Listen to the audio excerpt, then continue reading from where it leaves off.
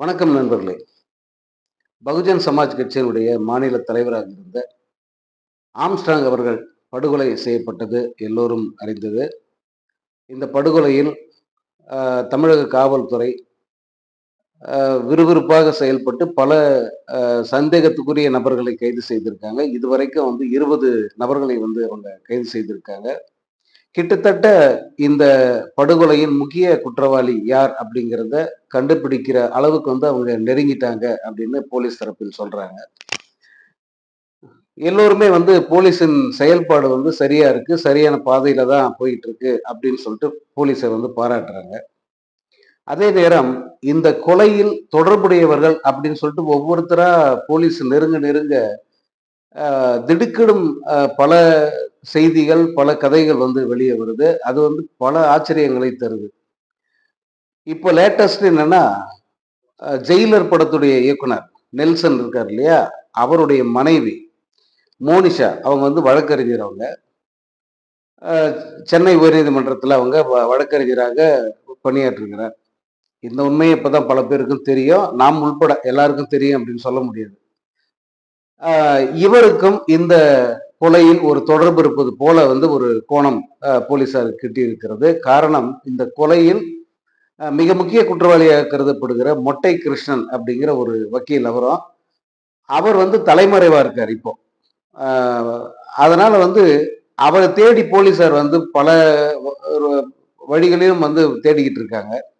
இந்த நேரத்துல அந்த மொட்டை கிருஷ்ணனுக்கும் இந்த மோனிஷா அவர்களுக்கும் ஒரு தொடர்பு, அதாவது போன் வழியா ஒரு தொடர்பு இருப்பது தெரிய வந்திருக்கு. இவங்க கணக்குல இருந்து கிட்டத்தட்ட 75 லட்சம் ரூபாய் வரைக்கும் அவருடைய கணக்குக்கு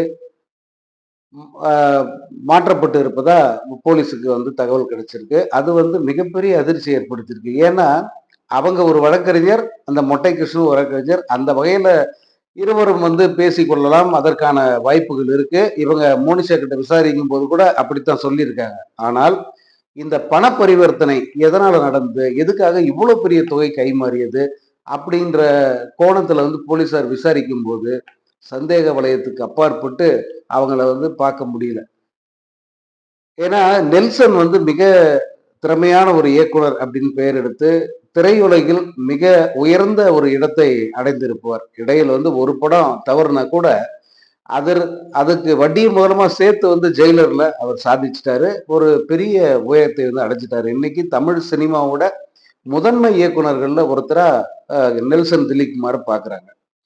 இந்த நேரத்தில் அவரது மனைவி ஒரு மிக மோசமான ஒரு படுகொலையில் தொடர்புடைய நபருடன் அவங்க அவங்களுக்கு கனெக்ஷன் இருக்கிறது தெரிய எல்லாருமே அதிர்ச்சி அடைஞ்சிருக்காங்க.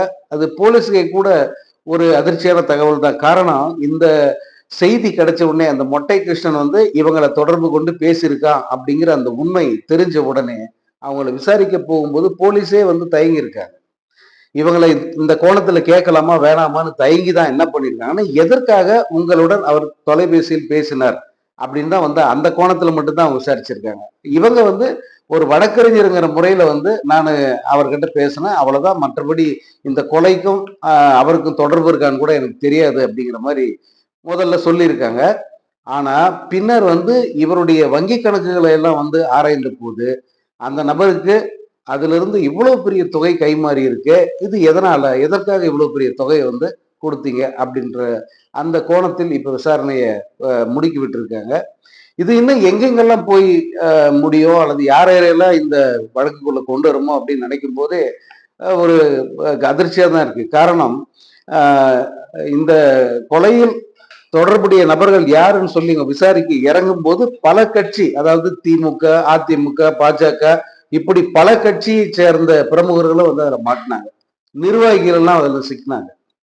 அதே போல இந்த கொலையில் பல கட்ட பஞ்சாயத்து நபர்கள், இந்த நில மோசடி பேர்வழிகள், இவங்கெல்லாம் இந்த கொலையில தொடர்பு, அவங்களுக்கெல்லாம் தொடர்பு இருக்கு. இப்படி எல்லாம் பெரிய பெரிய கைகள் இதுல விளையாடி இருக்கு. கடைசியில ஒரு இவருக்கு நெருக்கமாக இருந்தவர், இவருடைய பிறந்த நாளில் அவரை போய் வாழ்த்திய ஒரு நபரே கடைசியில இவருடைய கொலையில் தொடர்பு இருப்பது போன்ற செய்திகள் எல்லாம் நீங்க பார்த்திருப்பீங்க.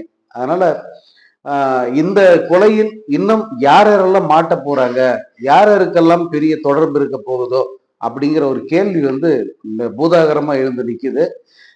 இந்த வழக்கிலிருந்து வந்து மோனிஷா எந்த தவறான தொடர்பும் இல்லாம வெளிவரணுங்கிறது தான் வந்து பல ரசிகர்களுடைய எண்ணமாவும் இருக்கு. ஏன்னா வந்து இந்த நெல்சன் திலீப் குமார் வந்து அடுத்து மீண்டும் சூப்பர் ஸ்டார் ரஜினிகாந்தை வச்சுதான் வந்து ஒரு படம் பண்ண போறாரு, ஜெயிலர் 2. இந்த படத்துக்கு அதுக்கு என்ன தொடர்பு அப்படின்னா அப்படின்னு கேட்பீங்க. காரணம், இந்த படம் அது எப்படி வருதுன்றதெல்லாம் ரெண்டாம் பட்சம். இந்த படத்தை இயக்க போகிறவர் எப்படிப்பட்டவர், அவருடைய பின்னணி தெளிவா கிளீனா இருக்கணும், அதுல எந்த விதமான பிளாக் மார்க் இருக்கக்கூடாது அப்படின்னு ரசிகர்கள் மட்டுமல்ல பலரும் எதிர்பார்ப்பாங்க. ஒருவேளை இது இந்த இந்த இந்த செய்தியெல்லாம் உண்மையாகி அந்த கொலையில் வந்து அவங்களுக்கும் ஒரு பங்கு இருக்கு அப்படிங்கிற மாதிரி வந்து வெளியில தெரிஞ்சதுன்னா இந்த நெல்சனுடைய இமேஜ் என்ன வந்து யோசிச்சு பாருங்க. அவரால் இந்த ரஜினி படத்தை கையில் எடுத்து இயக்க முடியுமா அப்படிங்கிறத யோசிச்சு பாருங்க. அதை ரஜினிகாந்த் எப்படி வந்து அனுமதிப்பார், அல்லது சன் பிக்சர்ஸ் எப்படி அனுமதிக்கும், இதெல்லாம் வந்து யோசிச்சு பார்த்தீங்கன்னா இது மிகப்பெரிய விளைவுகளை ஏற்படுத்துகிற ஒரு வழக்காக மாறிக்கொண்டிருக்கிறது. இனி வரும் நாட்களில் இன்னும் என்னென்னலாம் வந்து இந்த கிணத்துல இருந்து என்னென்ன பூதங்கள் வரப்போதோ தெரியல அப்படிங்கிற மாதிரி தான் நிலைமை போய்கிட்டு இருக்கு.